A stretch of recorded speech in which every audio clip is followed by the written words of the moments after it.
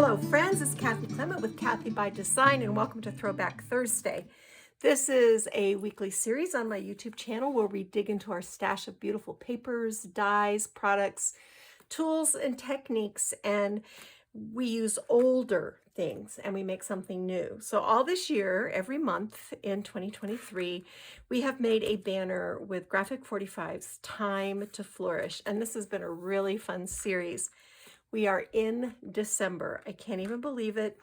It's November, but we're making the December banner, so you have it in time for December. So what you're going to need is both of your sheets of 12 by 12 and both of your sheets of 8 by 8, and then whatever embellishments and flowers and ribbon you want to add. I apologize, I normally do a step-by-step tutorial, but I have had a week. Everything's fine, just super busy. So I did not have time to film this. It takes me 3 times as long to make something when I film a tutorial.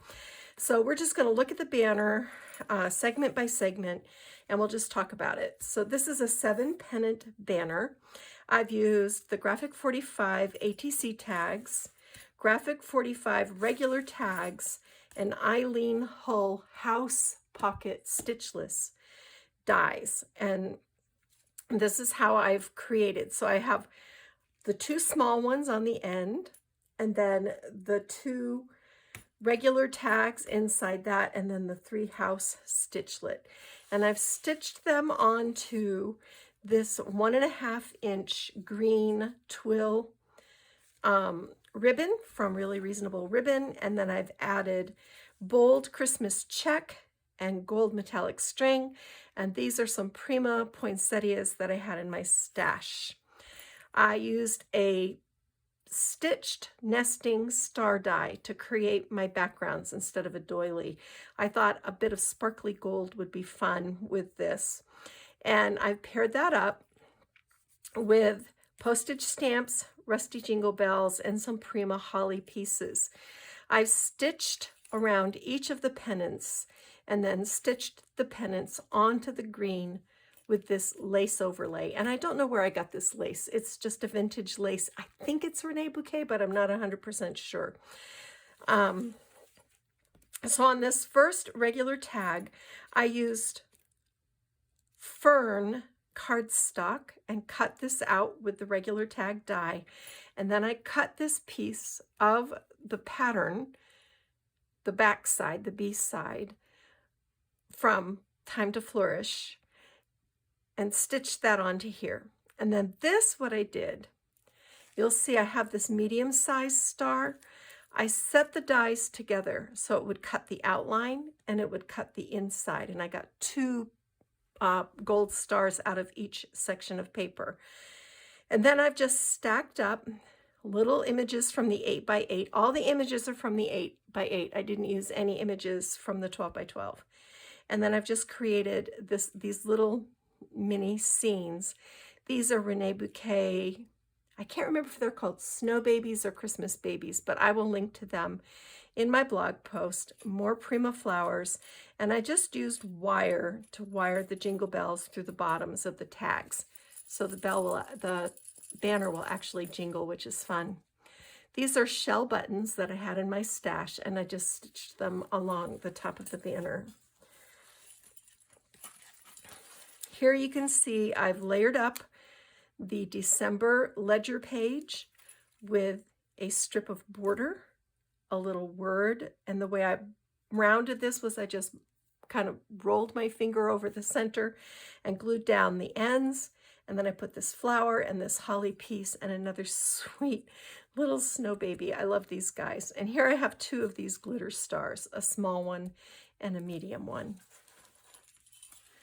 This next banner is also a house stitchlets, and I should tell you that I cut red ticking fabric to go in between the cardstock layer and the patterned paper layer. More Prima flowers, another little word, another little snow baby, a little image, a star. This is very, very simple, but it's so pretty. On this banner, this is a Rene Bouquet's candy cane from her Sweet Shop collection. Another star poking out here with postage stamps, holly, and a flower. Super easy.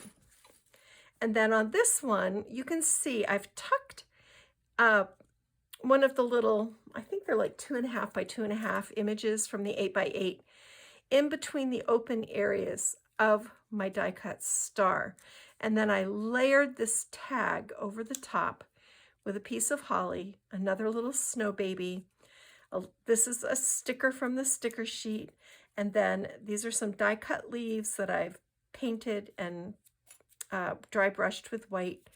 And this is that little cluster. And then down here on the end, the final one, again, jingle bells, this little button cut out from the paper collection, flowers, star, and holly. So the way I do this is I let the lace go slightly over.